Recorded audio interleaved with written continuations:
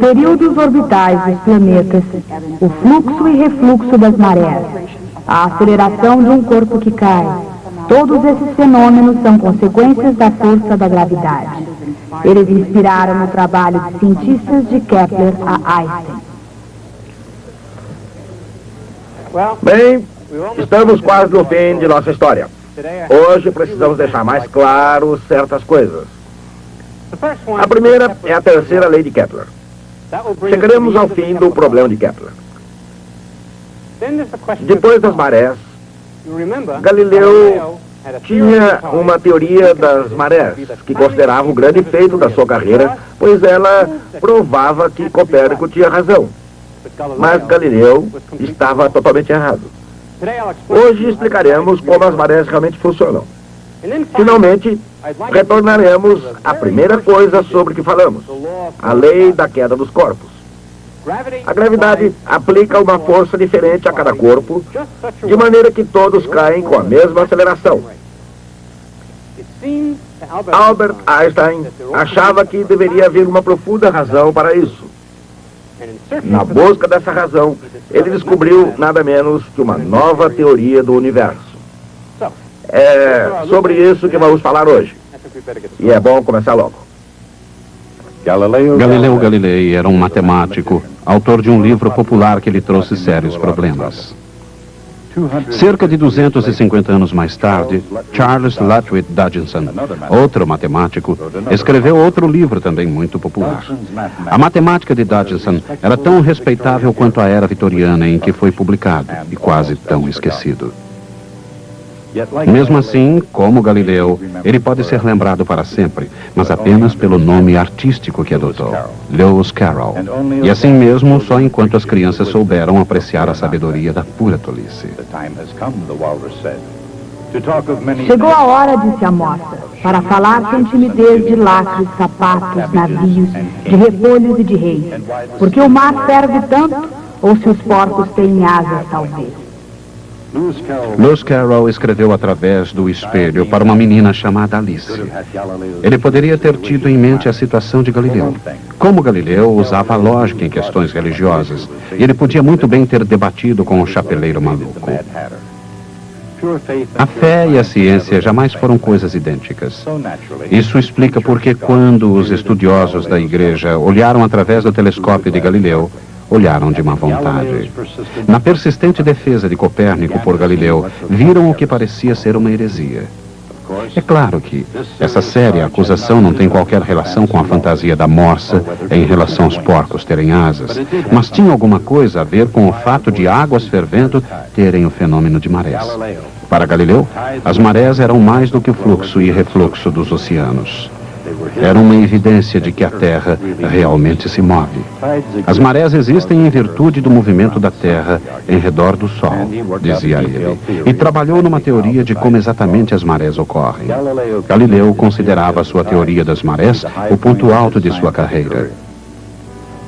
Se ele estivesse certo, haveria uma maré alta diariamente ao meio-dia. A triste verdade é que a teoria das marés de Galileu era totalmente equivocada. As marés sobem e descem. Mas como qualquer pessoa pode verificar com um mínimo de observação, isso acontece 2 vezes por dia. Para compreender as marés, vale a pena olhar bem.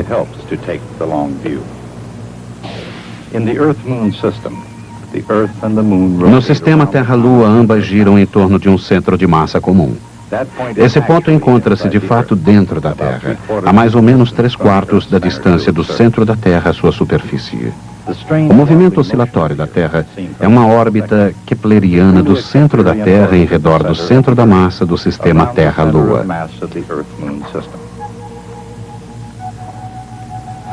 Mas só o centro da Terra se encontra exatamente na órbita correta. No lado mais próximo da Lua, a gravidade da Lua é muito forte. A água é atraída na direção da Lua e se eleva. No lado oposto, a gravidade da Lua é muito fraca para manter a água em seu lugar. Também nesse caso, a água sobe tentando escapar.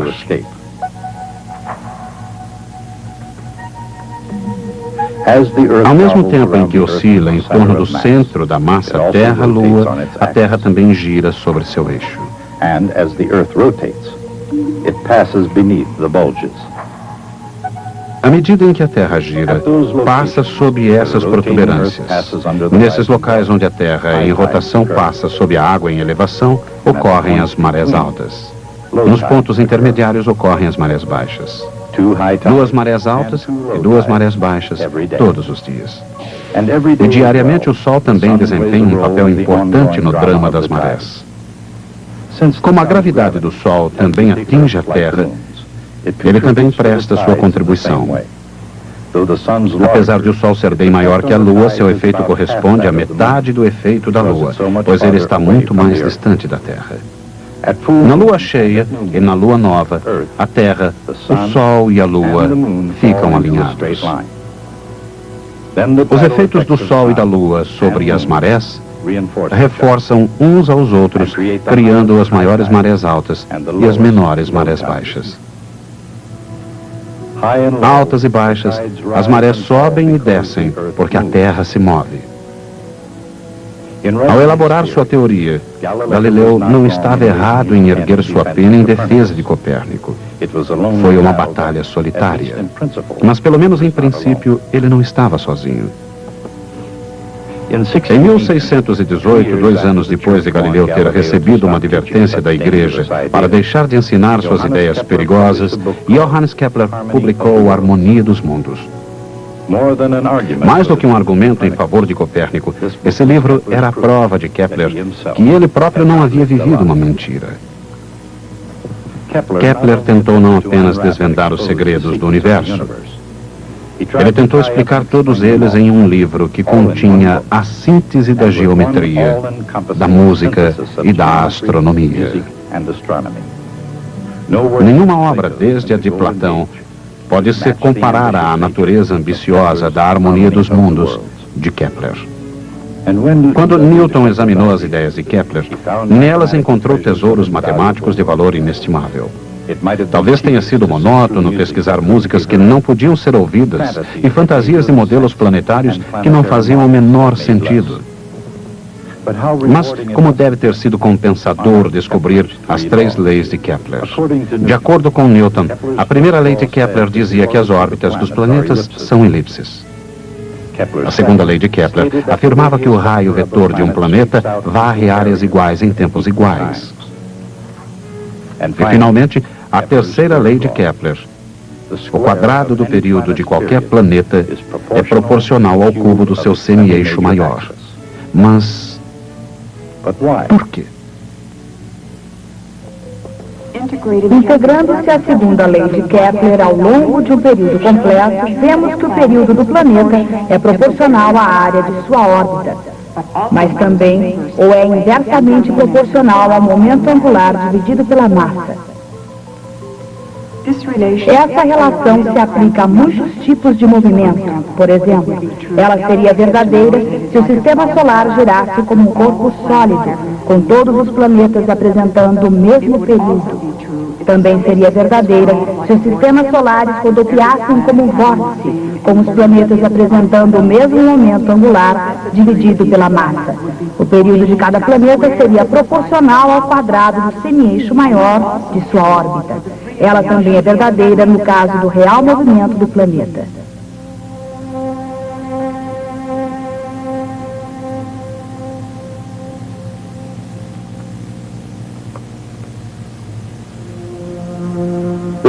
Esse movimento, produzido e dirigido pela lei da gravitação universal de Isaac Newton, apresenta uma órbita elíptica, cujas dimensões dependem de L e M.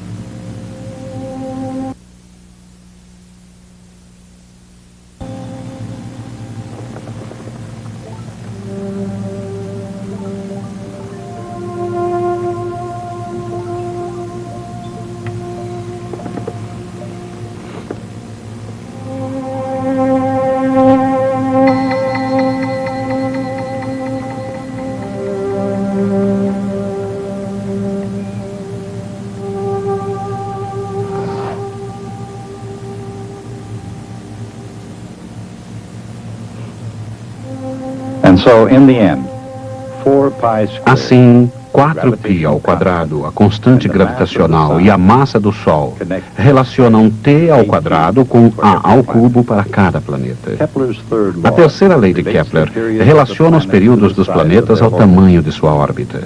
A conexão é simples, elegante e, no entanto, profunda. A história da ciência pode ser vista como uma série dessas conexões. A conexão entre uma ideia copernicana e a teoria das marés de Galileu. A conexão entre a Lua e o Sol nascentes e a subida das marés na Terra. A conexão entre os três unidos em órbitas externas. A conexão entre as órbitas de todos os planetas e as três leis do movimento planetário de Kepler. A conexão entre as leis de Kepler, que explicam o comportamento dos planetas, e as leis de Newton, que explicam o seu porquê. E, finalmente, a lei de Galileu da queda dos corpos, com a terceira lei de Kepler e com a mecânica de Newton e sua lei da gravitação universal, são a conexão que explica o universo mecânico. Algumas poucas coisas no universo parecem estar fora do alcance da explicação de Newton, exigindo até mesmo uma mudança no significado do espaço e do tempo. Para Albert Einstein, o enigma da gravidade, do tempo e do espaço era muito sério. Um quebra-cabeça que encerrava um enorme desafio e que, se resolvido, ofereceria talvez a resposta para os mais profundos mistérios do cosmos. Assim como Newton, antes dele, Einstein começou com a lei da queda dos corpos. Galileu não entendeu muito bem a gravidade. Na verdade, ninguém entendeu até Newton. Mas ele descobriu que todos os corpos caíam com a mesma aceleração constante. Por que razão a força da gravidade deveria produzir tão estranho resultado? Quando se calcula a aceleração de uma maçã em queda, sua massa se cancelando, restando a mesma aceleração de queda para qualquer corpo. Mas por que isso acontece?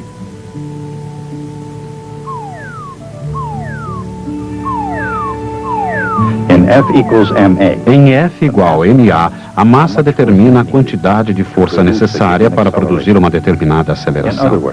Em outras palavras, a massa determina quão intensamente um corpo se opõe a uma variação de sua inércia. Essa propriedade de um corpo não está relacionada à gravidade. Ela é conhecida como a massa inercial. Por outro lado, na lei da gravidade, a massa determina com que força um corpo atrai os outros corpos do universo. Essa propriedade nada tem a ver com a inércia. Ela é chamada massa gravitacional. Isaac Newton compreendeu que a lei da queda dos corpos significa que essas duas massas diferentes devem ser exatamente as mesmas para cada corpo no universo. Mas por quê? Mas por que razão seria a massa gravitacional sempre igual à massa inercial? Seria alguma coincidência cósmica?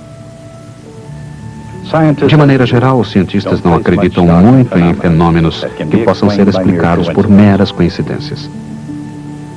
Albert Einstein não acreditava de jeito nenhum. Ele acreditava que devia haver alguma lei mais básica da natureza que pudesse fazer da lei da queda dos corpos não um mistério, mas algo cuja simplicidade a fizesse óbvia. Seu princípio tornou-se a base da sua teoria da relatividade.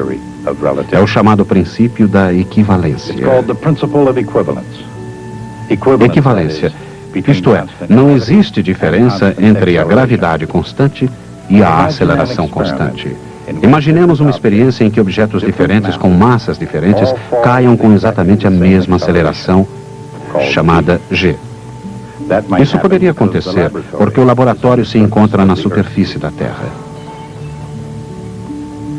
A mesma coisa aconteceria se o laboratório estivesse distante da Terra, no espaço intergaláctico, por exemplo. Aconteceria se o laboratório estivesse sendo acelerado para cima com aceleração g.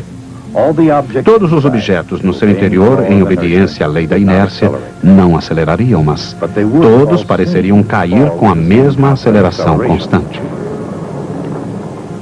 Albert Einstein compreendeu que a lei da queda dos corpos e a misteriosa igualdade da massa gravitacional e da massa inercial poderiam ser explicadas se o que se segue fosse verdade.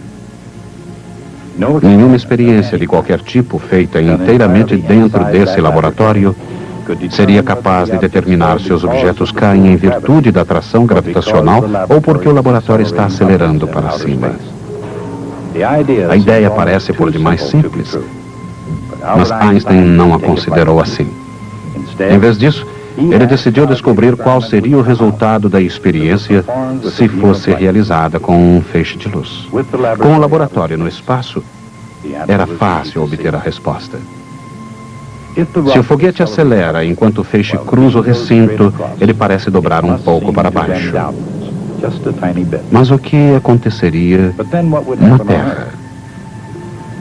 A resposta se encontra no próprio princípio.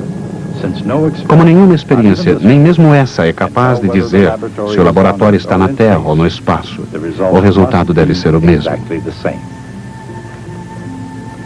Einstein chegou à conclusão de que a luz não se propaga em linhas retas. Na verdade, ela se desvia ligeiramente em virtude da força gravitacional da Terra. Einstein previu que a luz sofreria desvio ao passar perto do Sol. Quando afirmou isso em uma carta dirigida a George Heller Hale, a ideia parecia excelente no papel, mas não tão boa para que os astrônomos colocassem em risco seus preciosos telescópios, e muito menos sua preciosa visão olhando diretamente ao Sol. Assim, George Hale, um colega de Einstein, um dos grandes astrônomos do século XX, fez uma sugestão razoável. Por que não observar o Sol durante um eclipse? Em 1919, foi exatamente isso que fez Sir Arthur Eddington e sua equipe de exploradores solares. O triunfal sucesso dessa expedição foi a primeira grande prova da relatividade e transformou subitamente o pacato e temido Albert Einstein num herói. Todo mundo ficou conhecendo Albert Einstein, muito embora poucos pudessem compreender a relatividade. Ninguém sabe ao certo por que o mundo se apaixonou por Einstein. Provavelmente, exauridos pela Primeira Guerra Mundial, todos precisavam de um herói. Sua descoberta foi uma descoberta benigna e Einstein parecia com o tio favorito de todo mundo. Ele tornou-se também um símbolo para todos os cientistas. Não fazia muita diferença que poucos pudessem compreender a grande obra de Einstein. O princípio da equivalência levanta uma questão interessante. Se a luz percorre trajetórias curvas, o que é uma linha reta? Einstein afirmou que não fazia sentido falar em linhas retas. O próprio espaço é curvo. Não apenas o espaço, mas o espaço-tempo. Isso significa que o espaço e o tempo variam enquanto se movimentam através dos campos gravitacionais. Mas de que maneira tudo isso se relaciona com a física newtoniana? Newton afirmou que um corpo que se movimenta em linha reta continuará se movimentando até sofrer a ação de uma força externa. Se não existem linhas retas, qual o significado da lei da inércia?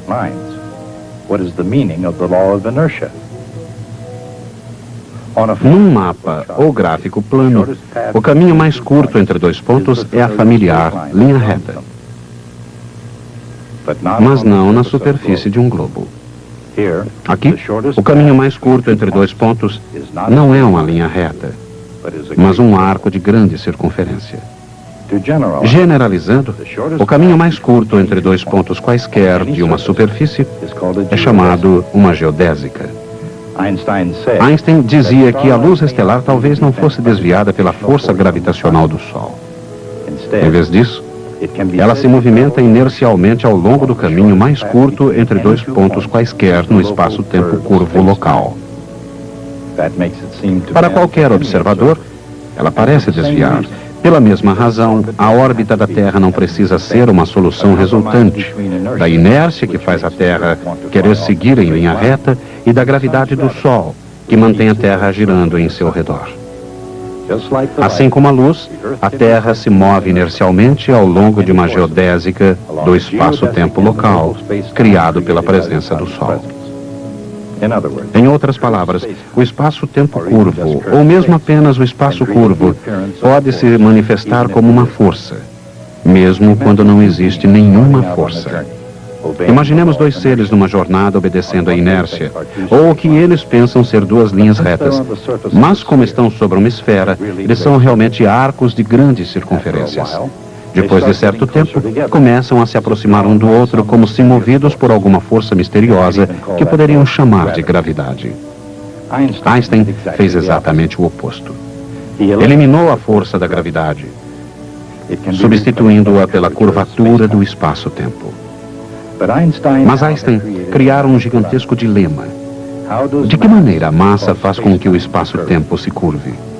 Ele passou os anos mais difíceis de sua vida, de 1909 a 1916, tentando solucionar esse enigma. Quando acabou, havia produzido nada menos que uma nova teoria do cosmo.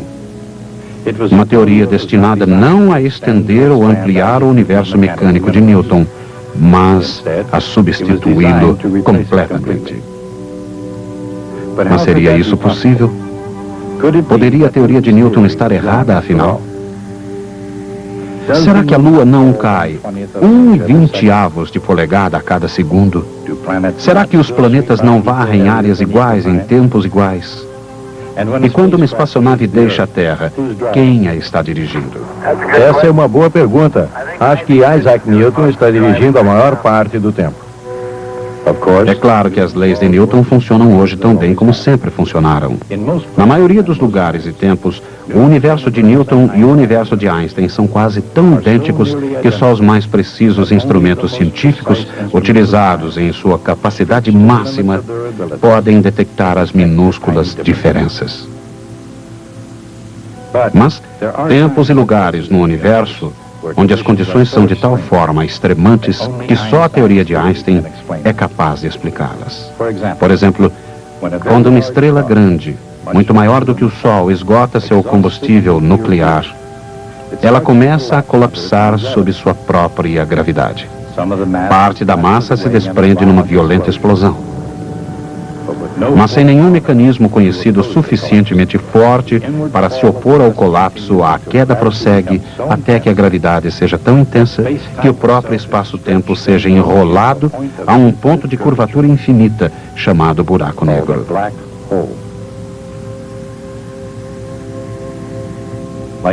Como um simples projétil caindo de volta à Terra, a luz e qualquer outra coisa é atraída de volta por essa fantástica concentração de massa.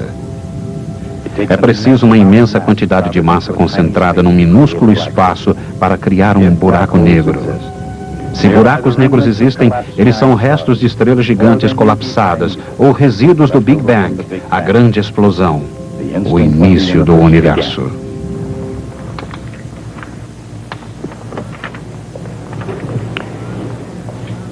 É claro que é quase impossível imaginar o que seria estar no interior de um buraco negro. Jamais saberemos ao certo. Essa é a impossibilidade máxima. Você poderia até dar um jeito de cair num buraco negro, se estivesse realmente determinado a isso. Mas mesmo que conseguisse sobreviver, não haveria como nos contar o que descobriu. Aqui está algo a se pensar. Quando o universo foi criado, no Big Bang, ele começou a se expandir rapidamente. Pedaços de matéria se condensaram em galáxias, mas elas continuam a fugir umas das outras com grandes velocidades ainda hoje. Com o tempo, essa expansão tem o seu ritmo reduzido. Afinal, as galáxias se atraem mutuamente por causa da gravidade. De fato, se a densidade da matéria for suficientemente alta, essa expansão não irá continuar para sempre. Algum dia, o universo começará a se contrair novamente. Ele irá se tornando cada vez maior e caminhando para um evento catastrófico que deverá ser exatamente o inverso do Big Bang. Esse evento também tem um nome na cosmologia. É o chamado Big Crunch, o grande esmagamento. Hoje não sabemos se existe no universo matéria suficiente para que isso aconteça um dia, mas suponhamos que sim. Nesse caso, nada escapará dessa contração, nem mesmo a própria luz. Mas Mas se nada, nem mesmo a luz poderá escapar. Ora, isso é exatamente a descrição do interior de um buraco negro. É possível que já estejamos no interior de um buraco negro. Talvez nosso universo seja o interior do buraco negro de outro universo. Essa é uma grande ideia para você ficar pensando até o próximo programa. A teoria geral da relatividade de Einstein substitui a gravidade pela curvatura do espaço-tempo. Quanto maior a massa de um objeto, maior a curvatura do espaço-tempo em redor desse objeto. O espaço-tempo é tão curvo num buraco negro que dele nada pode escapar.